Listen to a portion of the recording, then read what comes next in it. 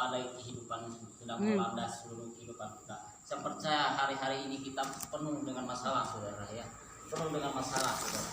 Ya, tantangan semakin banyak, dunia semakin kacau. Banyak manusia yang sudah mungkin kehilangan akal atau kehilangan cara mengalami kehidupan yang ada. Nah, tapi bagaimana anak Tuhan? Saudara, ada 3 hal yang harus kita miliki di dalam kehidupan kita. Ada 3 hal yang harus kita miliki bagi orang yang percaya, yaitu apa, saudara? Iman, harapan, dan kasih, saudara. Di dalam perjanjian baru, iman dan pengharapan dan kasih itu harus ada di setiap orang percaya, saudara. Kenapa? Karena dengan iman itu adalah dasar bagi kita untuk percaya apa yang kita harapkan menghadapi setiap tantangan, masalah dalam kehidupan kita. Kita harus punya iman, saudara ya. Kita harus punya iman, pengharapan, saudara. Kita juga harus memiliki pengharapan, saudara. Di tengah-tengah situasi badai kehidupan, di tengah-tengah krisis ekonomi, kita harus memiliki pengharapan, bahwa pengharapan yang di dalam Tuhan itu pasti masa depan yang cerah, saudara. Tuhan tidak pernah memberikan kita masa depan yang suram, saudara. Itu tidak ada di dalam kamusnya Tuhan, saudara. Tidak ada, saudara. Tuhan pasti memberikan masa depan yang indah, saudara. Memang waktu ini bukan waktu yang indah, tetapi Tuhan memberikan kita masa depan yang indah. Seperti firman Tuhan katakan bahwa rancanganku bukan rancangan kecelakaan, tapi masa depan yang penuh harapan, saudara. Harapan itu tidak harus selalu ada dalam kehidupan kita. Kalau kita tidak ada harapan, kita tidak akan bersemangat, saudara. Putus asa, putus harapan. Asa itu adalah harapan. Jadi kalau kita putus asa, tidak ada harapan bagi kita. Jangan putus asa, semangat terus di dalam Tuhan. Walaupun kita harus menghadapi berbagai masalah, tantangan. Harapan dan kasih adalah kekuatan bagi kita untuk melayani Tuhan. Dengan kasih kita memiliki damai sejahtera di dalam kehidupan kita. Damai sejahtera yang kita miliki bukan damai sejahtera yang daripada dunia. Kasih yang kita miliki bukan kasih yang daripada dunia, tapi kasih daripada Tuhan. Kasih yang tulus. Kasih yang memberikan kita ketenangan. Karena apa, saudara? Tidak ada yang bisa memisahkan kita daripada kasih Tuhan. Firman Tuhan katakan, baik itu mau pedang, penyakit sampah dan sebagainya, tidak bisa memisahkan kita daripada kasih Tuhan. Jadi saudara, kasih adalah kekuatan kita untuk melayani Tuhan. Dengan kasih kita merasa tenang, saudara. Dengan kasih kita tidak merasa takut, saudara, menghadapi segala keadaan yang ada, ya. Jangan takut, saudara, ya. Saya pernah bilang Bapak Rene, saya bilang tidak ada yang saya takutkan dalam dunia ini, saudara, ya. Kecuali satu, ya, murka Tuhan, ya. Kalau saya jauh dari Tuhan, kena murka Tuhan, ya itu, saudara. Ya memang sih secara manusia pasti takut menghadapi keadaan-keadaan, situasi-situasi yang tidak menentu atau lagi sakit dan sebagainya, pasti ada rasa takut. Tapi rasa takut itu tidak sampai menguasai hidup saya, ya. Rasa takut itu sampai tidak menghantui saya. Rasa takut itu tidak sampai membuat saya jatuh, atau rasa takut itu membuat saya patah semangat. Yang satu yang saya takutkan, saya bilang saudara Rena, bahwa muka Tuhan itu kita terpisah dengan Tuhan. Nah, saudara kasih dalam Tuhan, di sini firman Tuhan mengatakan bahwa di zaman Elia, saudara, ada krisis yang terjadi, saudara, ya. Di zaman Elia ada krisis yang terjadi, yaitu krisis kelaparan, ya. Mungkin mirip-mirip dengan zaman kita sekarang, tapi beda jauh. Saya pikir zamannya Elia lebih suram kayaknya. Karena apa, saudara? Karena di masa itu tidak terjadi hujan selama berapa tahun? 3 tahun, saudara. Ya, beberapa bulan aja kita sudah panik, saudara. Kita sudah hampir mati, saudara. Nah, apalagi selama 3 tahun, mungkin karena di Timur Tengah sana memang jarang hujan. Tapi karena jarang hujan ditambah lagi kemarau selama 3 tahun. Krisis ekonomi, saudara. Di zaman Elia mengalami hal itu, saudara, ya. Elia pertama kali Tuhan suruh, kalau ayat selanjutnya sebelumnya saya ingat bahwa dia di Sungai Kerit, ya, di Sungai Kerit. Nah, dia makan di situ sambil minum. Tuhan suruh gunung gagap untuk memberi dia makan. Tetapi apa yang terjadi? Sungai itu kering, dan Tuhan suruh dia untuk menemui janda di Sarfat. Nah, inilah yang Tuhan suruh, saudara. Tuhan suruh Elia untuk pergi ke rumah janda di Sarfat, saudara. Ya karena apa, sungainya sudah kering, tidak ada makanan lagi, tidak ada tempat untuk minum, saudara. Semuanya pada kering, saudara. Saudara bisa bayangkan kemarau selama 3 tahun, dan tidak bisa bayangkan seperti itu. Mungkin itu banyak orang mati kelaparan dan lain sebagainya. Krisis ekonomi yang sudah hancur-hancur lah seperti itu. Nah, apa firman Tuhan bahwa pergilah ke tempat janda di Sarfat. Nah, ketika dia pergi di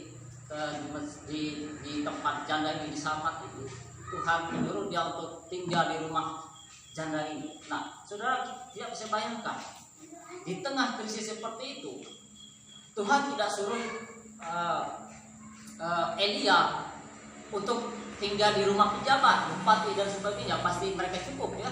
Tetapi yang aneh, Tuhan suruh bahwa Elia tinggallah di rumah seorang janda. Nah, seorang janda seperti apa hidupnya, saudara? Ya, kita sudah tahu, saudara, dia punya anak cuma satu. Kalau kita baca kelihatannya dia punya anak cuma satu. Nah, ini sinilah kita harus tahu bahwa kita harus ingat bahwa poin yang pertama saya adalah Tuhan selalu mencukupkan, ya. Tuhan selalu mencukupkan. Saudara, di tengah-tengah krisis seperti ini, banyak kita mungkin mengeluh, banyak orang mengeluh, banyak orang mengalami tekanan hidup yang berat. Saudara, itu pun dialami oleh Elia dan janda ini. Elia disuruh Tuhan untuk pergi ke rumah janda, saudara. Saudara bayangkan, janda punya apa gitu? Punya mungkin cuma berapa potong roti dan minuman dibuli-buli. Itu kita baca tadi ya. Dia tidak punya apa-apa lagi. Elia berkata, saya minta minum. Di mana tadi dikatakan bahwa Elia berkata kepada ayat 11,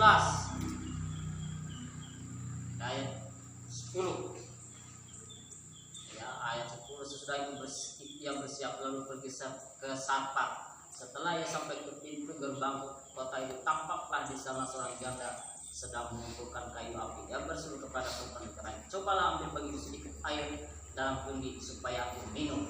Saudaranya dalam Tuhan, janda ini sudah tidak punya makanan lagi, atau cuma tersisa satu kendi dan beberapa roti, saudara. Tapi apa yang terjadi?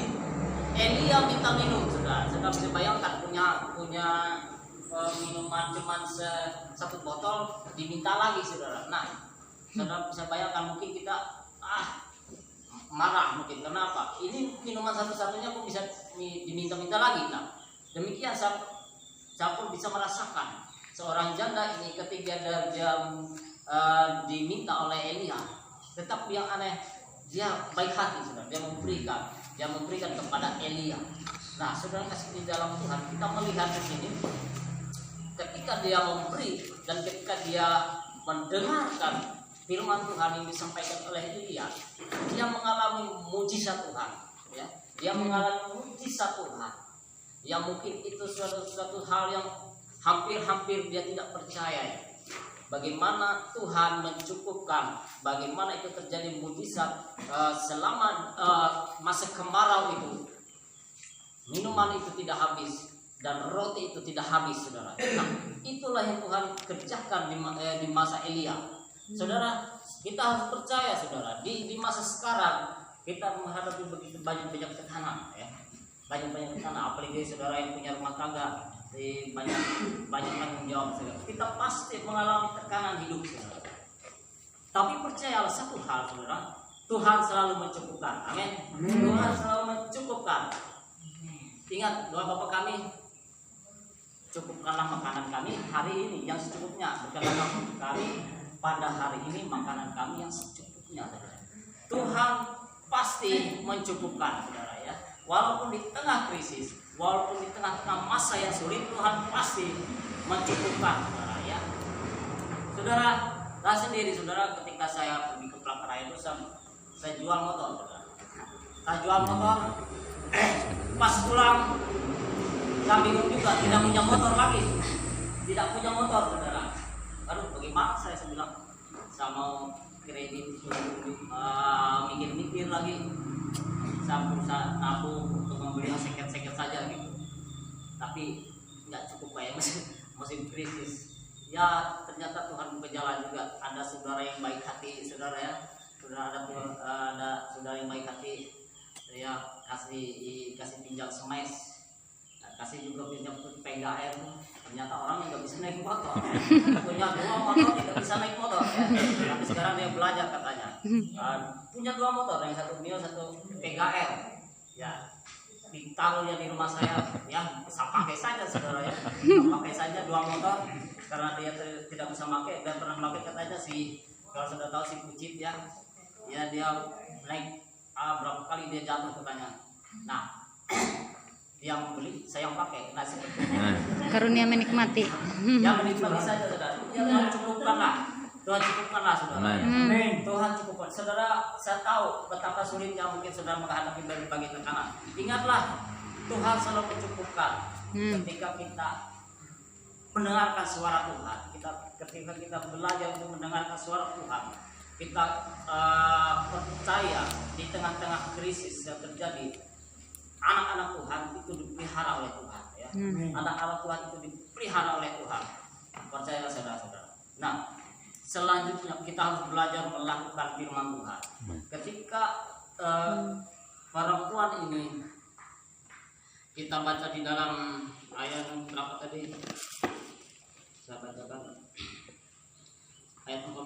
Sebab beginilah firman Tuhan Allah Israel, tepung dalam tempayan itu tidak akan habis, dan minyak dalam buli-buli pun tidak akan berkurang sampai pada waktu Tuhan memberi hujan ke atas muka bumi.